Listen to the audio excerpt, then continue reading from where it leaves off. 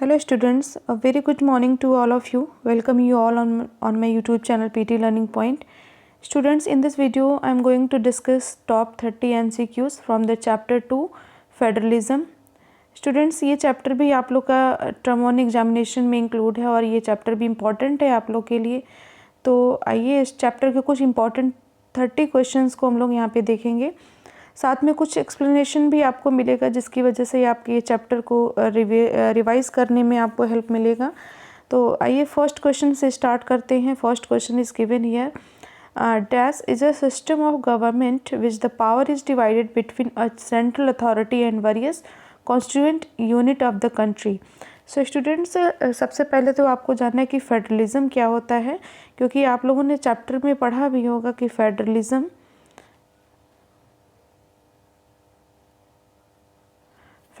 इसको हिंदी में संघवाद बोलते हैं।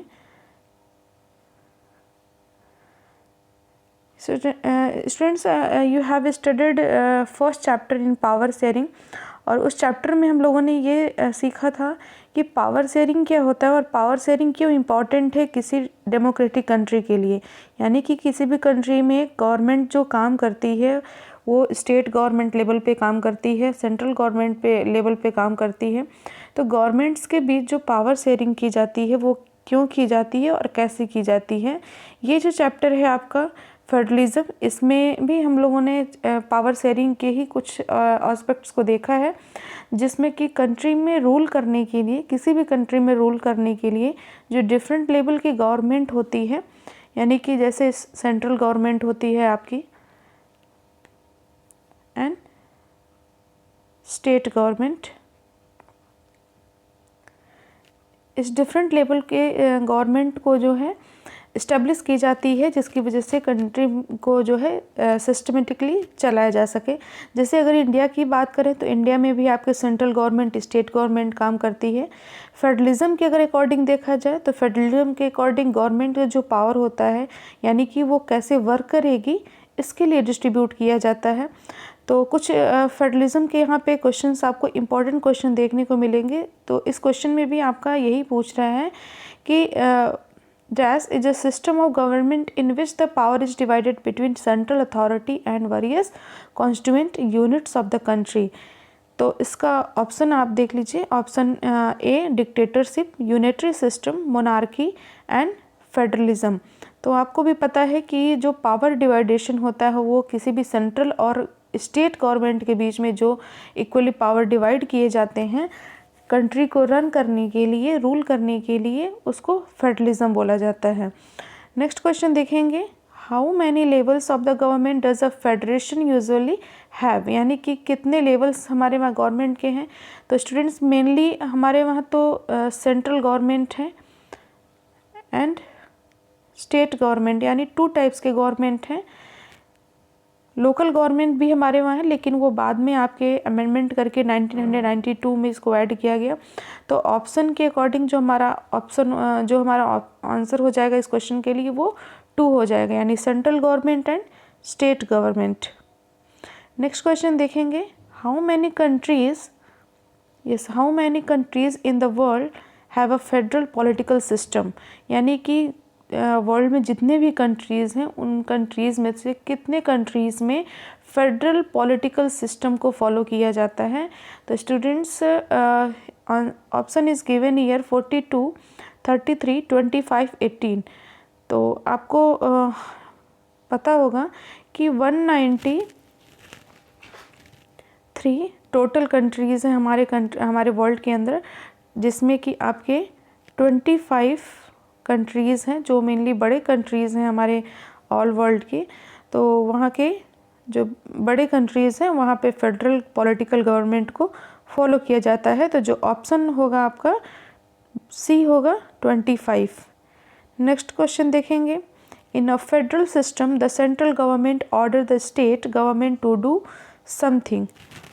क्वेश्चन नंबर 4 के लिए जो ऑप्शन हो जाएगा वो हो जाएगा may, B, option number B, government में order the state government to do something, यानी कि सेंट्रल गवर्नमेंट जो है वो आपका स्टेट गवर्नमेंट को ऑर्डर दे सकता है, क्योंकि सेंट्रल गवर्नमेंट ही मेन आपका गवर्नमेंट होता है, वो पावर डिस्ट्रीब्यूट करता है स्टेट लेवल पे एंड लोकल लेवल पे।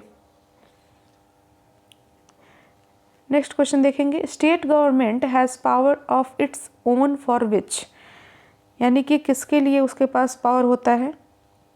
ऑप्शन देखेंगे, it is answerable to central government, it is not answerable to the central government, C it is answerable to the people, and B and सी।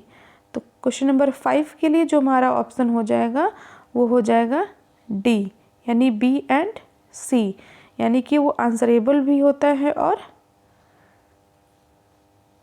लोगों के लिए भी answerable होता है। Question number 6 देखेंगे, different tyres of the government govern the same citizens but each tyre has its own dash in specific matters. Different tiers of the government has same citizens but each tier has own administration, jurisdiction, executions and policies। तो question number 6 के लिए जो हमारा option होगा वो B jurisdiction हो जाएगा। Student, central government की बात हो या फिर स्टेट गवर्नमेंट की बात हो या फिर लोकल गवर्नमेंट की बात हो, सभी के लिए अलग अलग jurisdiction बनाया गया है। जैसे आपने सुना होगा कि अगर आप स्टेट लेवल पे आपके हाई कोर्ट्स होते हैं, सेंट्रल लेवल पे आपके सुप्रीम कोर्ट होते हैं, और आपके लोकल गवर्नमेंट पे भी आपके जो कोर्ट्स जिला स्तर पे बनाया जाता है, डिस्ट्रिक्ट कोर्ट्स आपके होते हैं, वो वहाँ पे किसी भी तरीके का कोई डिस्प्यूट होता है, कोई प्रॉब्लम होती है, तो वो वहाँ पे उसका सॉल्यूशन दिया जाता है। तो ये आपके डिफरेंट ज्यूरिडिक्शन भी बनाए जाते हैं एज अ गवर्नमेंट के अकॉर्डिंग, जो पावर डिस्ट्रीब्यूशन किया जाता है उसके अकॉर्डिंग। क्वेश्चन नंबर 7 देखेंगे, can the fundamental provision of the constitution be unilaterally change by one level of the government in federalism. तो क्वेश्चन नंबर 7 के लिए ऑप्शन है yes, no, may be in special provision, A and C. So इसके लिए जो आपका option हो जाएगा वो हो जाएगा B, no. Okay, next question देखेंगे, when independent states come together on their own to form a bigger unit so that by pooling sovereignty and retaining identity they can increase their security। this type of coming together यानी कि मिलकर के साथ में जो काम करने की सिस्टम होती है, federation are practised by which countries, किस कंट्री के थ्रू किया जाता है। क्वेश्चन नंबर 8 के लिए जो हमारा ऑप्शन है वो है Switzerland, Canada, USA, Britain, USA, Australia and Switzerland. तो स्टूडेंट्स, यूएसए, ऑस्ट्रेलिया और स्विट्जरलैंड ये आपके कमिंग टुगेदर सिस्टम को फॉलो करते हैं। ओके, नेक्स्ट क्वेश्चन देखेंगे, question number 9, where a large country decided to divide its power between the constituent states and the national government, it is called holding together federation, which countries practice this system holding together. 2 types के यहाँ पे system आपको federation देखने को मिलेंगे, एक coming together and एक holding together. तो यहाँ पे होल्डिंग टुगेदर पूछ रहा है कि किस कंट्री में होल्डिंग टुगेदर जो है सिस्टम प्रैक्टिस किया जाता है, तो वो है आपका option number B, India, Spain and Belgium. Students, India और बेल्जियम में मोस्टली सेम ही सिस्टम फॉलो किए जाते हैं, तो ऑप्शन नंबर बी हमारा इसके लिए करेक्ट ऑप्शन होगा।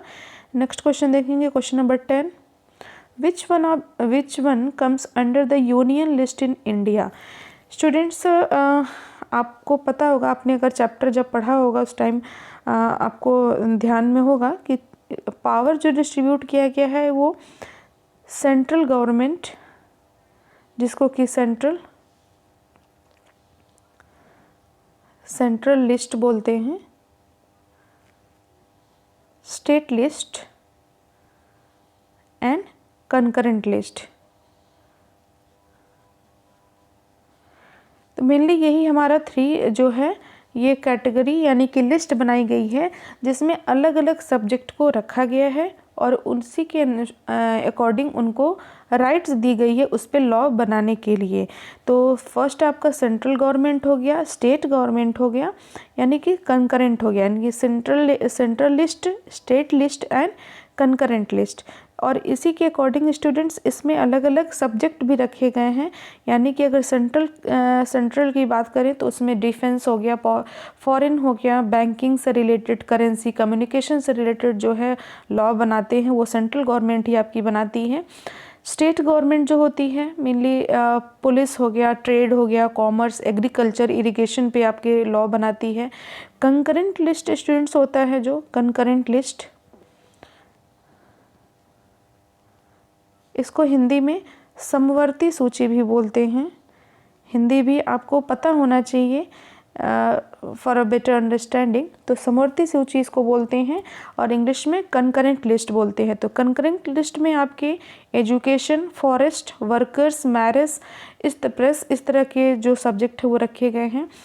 और ये भी आपको जानना चाहिए कि कंकरेंट लिस्ट में जो भी सब्जेक्ट रखे गए हैं इस पे आपके सेंट्रल एंड स्टेट दोनों ही आपके मिल करके लॉ बना सकते हैं। तो ये आपका हो गया। तो क्वेश्चन जो पूछ रहा है आपका वो है which one comes under the union list in India. Union यानी कि यूनियन और सेंट्रल एक ही है, आप कंफ्यूज ना होइएगा।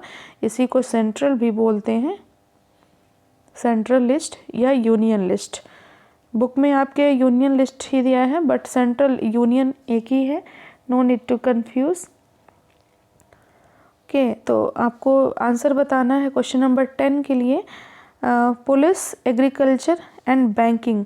तो बैंकिंग स्टूडेंट्स अभी आपको बताया कि यूनियन लिस्ट में आता है। बैंकिंग हो गया, डिफेंस, फॉरेन, करेंसी, इससे रिलेटेड जो भी सब्जेक्ट होते हैं वो आपके यूनियन लिस्ट में आते हैं। तो ऑप्शन सी हमारा करेक्ट ऑप्शन होगा।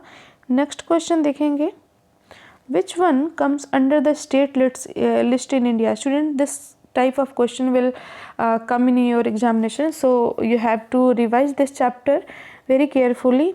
So let's continue with this question. Which one comes under the state list in India? कौन सी स्टेट लिस्ट में आपके आती है? तो क्वेश्चन नंबर 11 के लिए जो ऑप्शन होगा हमारा defence, currency, communication and police. Students, police जो होता है वो आपके स्टेट लिस्ट में आता है, क्योंकि अलग अलग जितने भी स्टेट्स हैं आपके कंट्री के अंदर, आपके इंडिया के अंदर जितने भी स्टेट्स हैं वो अपने स्टेट्स के अकॉर्डिंग, अपने स्टेट्स के नीड्स के अकॉर्डिंग यहाँ पे लॉस बना सकते हैं।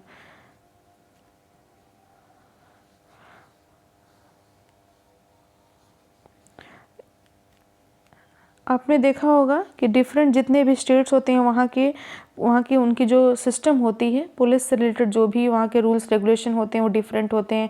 इवन वहाँ के ड्रेस भी चेंज होते हैं। जैसे आप यूपी के देख लीजिए, यूपी के जो पुलिस की ड्रेस होती है वो आपको जो है खाकी कलर में देखने को मिलेगी। वही कोलकाता में आप जाइए तो वहाँ की पुलिस जो है वो वाइट ड्रेस में मिलेगी। तो यानी अलग अलग स्टेट्स जो है अपने नीड्स और अपने रिक्वायरमेंट के अकॉर्डिंग जो है वहाँ के पब्लिक के अकॉर्डिंग जो है लॉस बना सकती हैं। तो इसीलिए पुलिस जो है वो आपके स्टेट लिस्ट में आता है। तो उसके लिए हमारा जो क्वेश्चन नंबर 11 के लिए जो करेक्ट ऑप्शन होगा वो डी हो जाएगा। नेक्स्ट क्वेश्चन देखेंगे, on which given subject can both the union as well as the state government make laws. Students, अभी हम लोगों ने डिस्कस किया कि कंकरेंट लिस्ट यानी समवर्ती सूची जो होता है, कंकरेंट लिस्ट में जितने भी आपके सब्जेक्ट होते हैं उस पे आपके बोथ यानी कि यूनियन एंड स्टेट ये दोनों ही मिल करके लॉज बना सकते हैं। तो इसमें कौन सा सब्जेक्ट रखा गया है? क्वेश्चन नंबर 12 के लिए जो ऑप्शन देखेंगे वो देखेंगे ट्रेड यूनियंस। ट्रेड यूनियंस यानी ट्रेड के लिए वो आपके स्टेट गवर्नमेंट हो गए या फिर यूनियन हो गए, ये दोनों ही बना सकते हैं। नेक्स्ट क्वेश्चन देखेंगे, what is meant by residuary subjects, यानी कि इसका मतलब क्या होता है? तो क्वेश्चन नंबर 13 के लिए जो ऑप्शन होगा पहले ऑप्शन को पढ़ते हैं। Subject under union list, subject under state list, subject under both state and union list and subject which are not under any list. तो स्टूडेंट्स, अभी हम लोगों ने इस लिस्ट की बात भी नहीं की थी क्योंकि 3 लिस्ट होते हैं, यूनियन, स्टेट एंड कंकरेंट। जो ये लिस्ट होता है, इस लिस्ट में आपके किसी भी सब्जेक्ट को नहीं रखा जाता है, तो option D will be the correct option. Next question देखेंगे, question number 14, give an example of a subject under the residuary list. तो इसमें आपके कौन से सब्जेक्ट आएंगे? क्वेश्चन नंबर 14 के लिए जो ऑप्शन दिए हुए, currency, irrigation, computer software and commerce. Option number C, computer software is the right answer for this question. Question number 15 देखेंगे, state such as Assam, Nagaland, Arunachal Pradesh, Mizoram enjoys special power under the certain provision of the Constitution of India, Article 371. Under which context do they get this provisions? तो इसका जो हमारा option हो जाएगा वो option होगा, option A को रीड करेंगे, because of the trade and commerce, protection of land rights of indigenous peoples, special provisions for agriculture, for defence purpose. So students, इसके लिए जो ऑप्शन होगा वो हमारा बी होगा, protection of land rights of indigenous people. इसीलिए 370 आपका जो 371 आर्टिकल है उसके अंडर में ये यहाँ के स्टेट्स को कुछ स्पेशल राइट्स मिले हुए हैं कॉन्स्टिट्यूशन में। नेक्स्ट क्वेश्चन देखेंगे, give one feature of union territories, यानी यूनियन टेरिटरीज के आपको फीचर बताने हैं। They have power of a state, they enjoy dependent power, the central government has a special power in the running these areas, and these are areas which are too small to become an independent state but which can be merged with any of existing states। तो question number 16 के लिए जो option हो जाएगा वो होगा आपका C, the central government has a special power in running this area. So students, आपको पता है भी होगा कि कंट्री के हमारे जो स्टेट्स होते हैं और यूनियन आपके टेरिटरीज होते हैं, तो जो यूटी आपके जितने भी होते हैं उस यूटी को कंट्रोल करने का जो पावर होता है वो आपके यूनियन गवर्नमेंट यानी सेंट्रल गवर्नमेंट के पास होता है। तो इसके लिए हमारा जो ऑप्शन हो जाएगा वो सी हो जाएगा, the central government has a special power in running these areas. Question number 17 देखेंगे, sharing of power between the union government and state government is basic to the structure of constitution. The parliament can not on its own change this arrangement, the change to has to be first passed by both the houses of parliament with the least of कितने percent majority के साथ है वो आपको बताना है, 50, 3/4 and 2/3। तो ये आपका ऑप्शन सी जो होगा वो करेक्ट ऑप्शन होगा इसके लिए, 2/3 मेजॉरिटी, 2/3%। क्वेश्चन नंबर 18 देखेंगे, the creation of dash was the first and major test for democratic politics in our country. So option is given here, states according to religion, states according to culture, linguistic states and states according to topography. So students, for the question number 18 answer C यानी option C, linguistic states is the correct option for this question. Next question देखेंगे, on which basis were states like Nagaland, Uttarakhand, Jharkhand created. तो इसके लिए question number 19 के लिए जो option होगा वो है आपका, on the basis of language, on the basis of culture, ethnicity, on the basis of religion, on the basis of commerce and trade. So for this question option number B, on the basis of culture and ethnicity, यानी कि वहाँ के culture और वहाँ के ethnicity, उनके culture, उनके tradition, religion को लेकर के जो वहाँ के ग्रुप को एक जो है अलग स्टेट्स के बेसिस पे देखा जाता है। On which basis were states like Nagaland, Uttarakhand and Jharkhand. तो किस बेसिस पे देखा जाता है, वहाँ के कल्चर और एथनिसिटी के बेस पे। क्वेश्चन नंबर 20 देखेंगे, Hindi is the mother tongue of only about how many percent of Indians? So for this question number 20 option is given here, 60%, 30%, 40% and 50%. So 40% जो है यहाँ पे दिया है आपका और ये ऑप्शन आपका सही होगा 40% इसके लिए। Question number 21, beside Hindi there are other language recognise as schedule languages by the constitution. So इसके लिए आपको क्वेश्चन नंबर 21 के लिए जो ऑप्शन होगा वो है 21, 23, 27 24 and correct option for this question is A 21। Next question देखेंगे, When was the beginning of the era of coalition government? Student coalition government आपको पता ही होगा, जिसको हिंदी में गठबंधन सरकार बोलते हैं, यानी कि दो अलग अलग पार्टियां जब मिल करके आपस में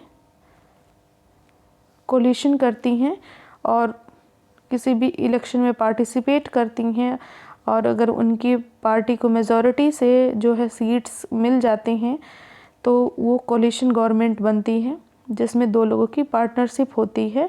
this is called the coalition government. तो इसके लिए जो क्वेश्चन नंबर 22 के लिए आपका ऑप्शन होगा 1980s, 1990s, 1870s and 2000 onwards. तो क्वेश्चन नंबर 22 के लिए जो ऑप्शन होगा वो आपका बी होगा 1990s। क्वेश्चन नंबर 23 देखेंगे, census of India held in 2011 recorded more than dash distinct languages which people mention as their mother tongue। So students, census आपको पता है कि आफ्टर एवरी 10 years यानी कि हर 10 साल पे जो है ये सेंसस कराया जाता है किसी भी कंट्री के अंदर, वहाँ के पॉपुलेशन को देखने के लिए, वहाँ के ग्रोथ और डेवलपमेंट को देखने के लिए। तो 2011 के अकॉर्डिंग जो है ये क्वेश्चन पूछ रहा है, सेंसस जो भी हुआ था उस टाइम में। 23 के लिए ऑप्शन दिया हुआ है 200, 500, 1200 एंड 1300। सो इसके लिए जो ऑप्शन हो जाएगा वो आपका होगा D 1300। क्वेश्चन नंबर 24 देखेंगे, in the data of scheduled languages of India which is the second highest in population of speakers after Hindu. यानी कि आपको बताना है in the data of schedule languages of India, यानी कि इंडिया के अंदर जो भी शेड्यूल लैंग्वेजेस हैं which is the second highest of population after Hindi, यानी हिंदी के बाद वो दूसरी कौन सी सबसे ज़्यादा बोलने वाली भाषा है जो कि शेड्यूल लैंग्वेजेस के अंडर में आती है। तेलुगु, तमिल, बंगाली एंड उर्दू। तो क्वेश्चन नंबर 24 के लिए जो ऑप्शन होगा वो है आपका Bengali, option C. Next question देखेंगे, question number 25, as for English only % Indians recorded its as their mother tongue. So question number 25 के लिए जो ऑप्शन होगा आपका 20%, 55%, 0.5% एंड 0.02%। सो क्वेश्चन नंबर 25 के लिए जो ऑप्शन होगा, करेक्ट ऑप्शन होगा वो आपका डी होगा 0.02%। क्वेश्चन नंबर 26 देखेंगे, the distinguishing features of a federal government is, यानी कि फेडरल गवर्नमेंट के फीचर्स को आपको आइडेंटिफाई करना है इसमें। तो क्वेश्चन नंबर 26 के लिए ऑप्शन दिया हुआ है, national government gives some powers to the provincial government, power is distributed among the legislature, executive and judiciary, elected official exercise supreme power in the government power is divided between different levels of the government। so question number 26 के लिए जो option होगा वो होगा आपका B, power is distributed among the legislature, executive and judiciary। and students, you have studied this topic in chapter 1 power sharing। This is the horizontal system of government। Question में 27 देखेंगे, consider the following two statement, in the federation the powers of the federal and provincial government are clearly demarcated. India is a federation because the powers of the union and state government are specified in the constitution and they have exclusive jurisdiction on their respective subject। Sri Lanka is the federation because the country is divided into provinces। India is no longer federation because some powers of the states have been devolved to the local government bodies. So question number 27 के लिए जो option होगा वो हम लोगों ने यहाँ statements पढ़ लिया, तो ऑप्शन हमारा 1 और 2 ओनली करेक्ट होगा, ऑप्शन सी 1 और 2। एक बार और देख लेते हैं इसको। 1 में in a federation power federal and provincial government are clearly demarcated. Option number 2, India is a federation because the powers of union state government are specified to constitution and they have exclusive jurisdiction। Students को हम लोगों ने पहले के question में ही discuss किया था कि जितने भी डिफरेंट लेवल के जो लेवल्स बनाए गए हैं गवर्नमेंट के, उनके अकॉर्डिंग उनके जुरिडिक्शन भी बनाए गए हैं उनके डिस्प्यूट को सॉल्व करने के लिए। Okay, so option number C will be correct option. Question number 28 देखेंगे। Federal power sharing in India needs another tier of government below that of the state government, it is called. यानी federal government जो भी power sharing की जाती है, यानी power sharing जो की जाती है, needs another tier of government below that the state government, it is called. उसको क्या बोला जाता है जो अनदर गवर्नमेंट है। क्वेश्चन नंबर 28 के लिए जो ऑप्शन होगा वो होगा आपका सी, लोकल गवर्नमेंट। स्टूडेंट्स आपको पता भी होगा कि गवर्नमेंट जनरली देखा जाए तो 2 लेवल पे, यानी कि union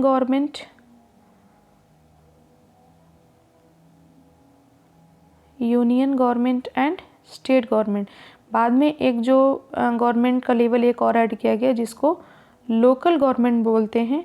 union government, state government and local government. और स्टूडेंट लोकल गवर्नमेंट में ही आपके पंचायत एंड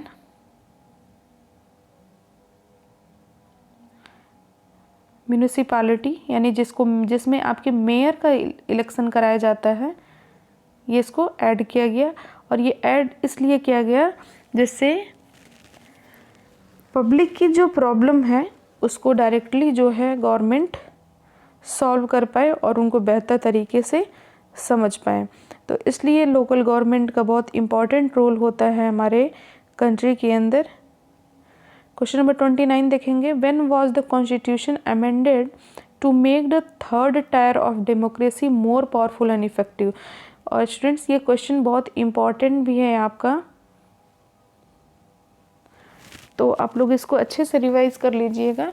इस तरह के क्वेश्चन में भी आपको एग्ज़ाम में देखने को मिल सकते हैं और ये आपको जानना भी चाहिए। इस क्वेश्चन में ये पूछ रहा है कि जो थर्ड टायर जोड़ा गया, यानी थर्ड लेवल जो गवर्नमेंट का आपके डेमोक्रेसी को मोर पावरफुल एंड इफ़ेक्टिव बनाने के लिए ऐड किया गया, वो कब किया गया था। तो इसके लिए जो ऑप्शन दिया गया है वो है 1990, 1992, 1989 एंड 1993। सो इसके लिए जो करेक्ट ऑप्शन होगा वो है आपका 29 के लिए वो बी होगा 1992। 1992 में ही आपका जो है ये थर्ड टायर गवर्नमेंट का जोड़ा गया था, जिसको हम लोकल गवर्नमेंट के भी नाम से जानते हैं। और ये लोकल गवर्नमेंट में आपके panchayat system and municipality system को जो है इस्टेब्लिश किया गया, जिसमें आपके आज के डेट में आपके सरपंच यानी प्रधान के चुनाव और सिटी यानी अर्बन लेवल पे आपके मेयर के इलेक्शन कराए जाते हैं for the development. So question number 30 and this is the last question of this session. In the government local government election at least of all position are reserve for women. यानी कि local government के election में आज भी जो प्रधान सरपंच की जो election कराई जाती है उसमें कितने % सीट जो हैं एटलीस्ट वो वुमेन के लिए रिजर्व हैं, इसको आपको इस क्वेश्चन में बताना है। ये भी क्वेश्चन आपका इम्पॉर्टेंट है स्टूडेंट।